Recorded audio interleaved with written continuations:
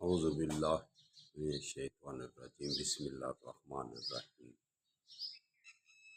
دوستوں برخورداروں، پارک میں جانے لگا ہوں، آپ بھی تشریف لے آئیں۔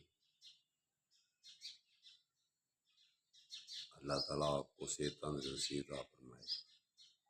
آپ میرے لیے دعا کرنا۔ کچھ طبیعت بھی تھوڑی سی گلے کی وجہ سے خراب ہے، تو دعا ضرور کرنا۔ اللہ تعالیٰ آپ کو سب کو صحت و تندرستی عطا فرمائے۔ تو پارک میں باقاعدگی سے جانے سے صحت برقرار رہتی ہے۔ صبح کی 5 وقت کی نماز ادا کرنا، اللہ کو یاد کرنا،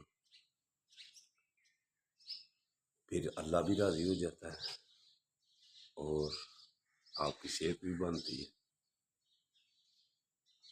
تو مسجدوں میں دیکھ لینا، اگر آپ باقاعدگی سے واک کریں گے، صحت کی طرف توجہ دیں گے، تو پھر مسجدوں کی رونقیں دوبالا ہوں گی۔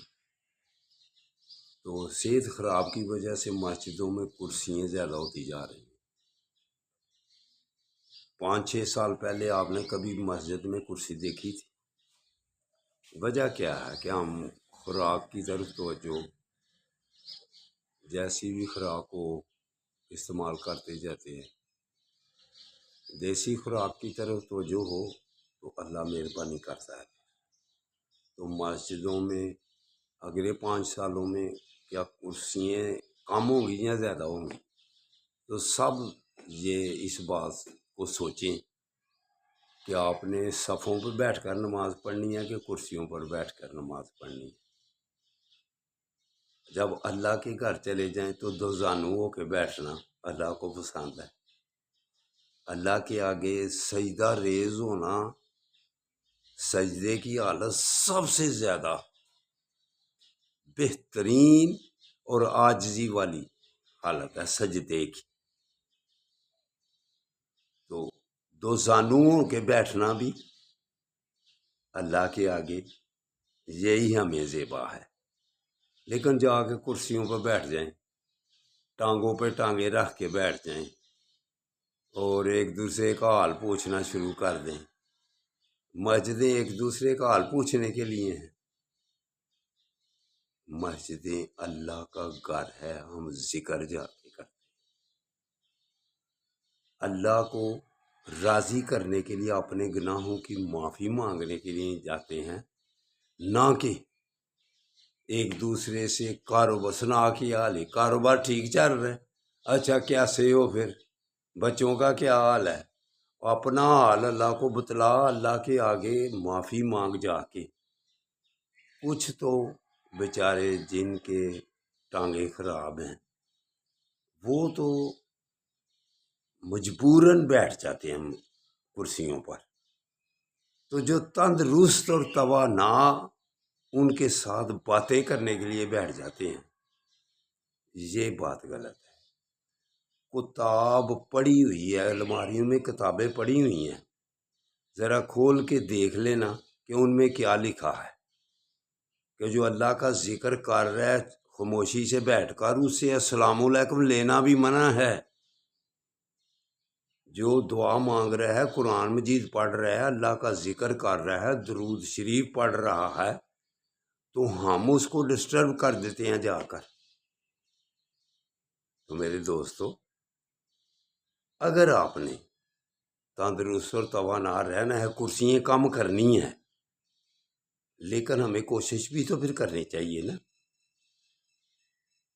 جو مجبور بیٹھا ہو اس کو بیچارے کو اللہ کا ذکر کرنے دے بیٹھ کے۔ اس کے پاس بیٹھ کر جب باتیں شروع کر دیتے ہیں تو پھر نیک اعمال ضائع ہو جاتے ہیں۔ کتابوں میں لکھا ہوا ہے، کتاب کھول کے کبھی پڑھ کے دیکھ لیا کرو۔ تو اللہ تعالی ہم سب پر کرم نوازی کرے، ہم سب کو صحت تندرستی والی زندگی عطا فرمائے۔ تو اب پارک میں جانے لگا ہوں، آپ بھی آ جائیں۔ تو آرمی سے متھا لگانے والوں باز آ جاؤ، آرمی ہماری ایک بہترین فورس ہے۔ شہداء جو اللہ کے نام پر اور ملک کے نام پر شہید ہوتے ہیں، اللہ ان کو قرآن پاک میں فرماتا ہے وہ زندہ ہیں۔ آپ کو شعور نہیں ہے، ان کو کھانا بھی دیتا ہوں، وہ پیتے بھی ہیں، کھاتے بھی ہیں، پیتے بھی ہیں، آپ کو شعور نہیں ہے۔ تو اس لیے ہمارے شہداء کی بہت شان ہے۔ تو لیکن ایک میرے ذہن میں ایک مسئلہ آتا ہے، یہ جو انہوں نے جو بت بنے ہوئے تھے ہمارے شہداء کے، وہ مجسمے بنائے ہوئے تھے، وہ میری نظر میں تو میرا خیال ہے کہ یہ وہ شریعت اجازت نہیں دیتی۔ پھر بھی اگر مفتیان سے مسئلہ لے لیا جائے تو اور بہتر ہوگا کہ کیا اللہ کے نام پر جو شہید ہو گئے ہیں، جو زندہ بھی ہیں، کھاتے پیتے بھی ہیں، ہمیں شعور نہیں ہے، کیا ان کے مجسمے بنائے جا سکتے ہیں؟ یہ مسئلے کی بات ہے۔ جب مسئلے کی بات آ جائے تو پھر پڑھی لکھی آدمی مفتیان پر چھوڑ دینی چاہیے۔ تو ان کی اور یادگاریں بہت ہوتی ہیں، ان کو بنا لیں۔ اگر ان کو کوئی ڈسٹرب کرے گا تو وہ بڑا گناہ گار ہوگا۔ تو مجسمے جو بنائے ہوتے ہیں، یہ ان کے متعلق مفتیان صاحب سے مسئلہ پوچھ لینا چاہیے۔ میری نظر میں تو یہی ہے کہ ان کو مجسمے بنانے سے باز رہنا چاہیے۔ تو اب صحت بنانے کے لیے پارک میں تشریف لے آئیں، تو پھر اللہ ملک کے سیاسی حالات بھی بہتر کر دے۔ جو ہو رہا ہے وہ تو سب دیکھ رہے ہیں، لیکن اللہ کو پتہ ہے کیا ہے۔ دیکھو فردن بھی کسی پر ظلم نہیں کرو، تو جس کے پاس طاقت ہے اگر وہ کسی پر ظلم کرتا ہو اتنا کرے کہ اللہ دیکھ رہا، تو پھر یہ ذہن میں ہونا چاہیے کہ اللہ جیسے ہم ایسے ظلم کر رہے ہیں کبھی ہم بھی نہ پھنس جائیں، تو ظلم سے باز رہنا چاہیے۔ اللہ سب سے بڑا ہے، اللہ سب سے بڑا ہے۔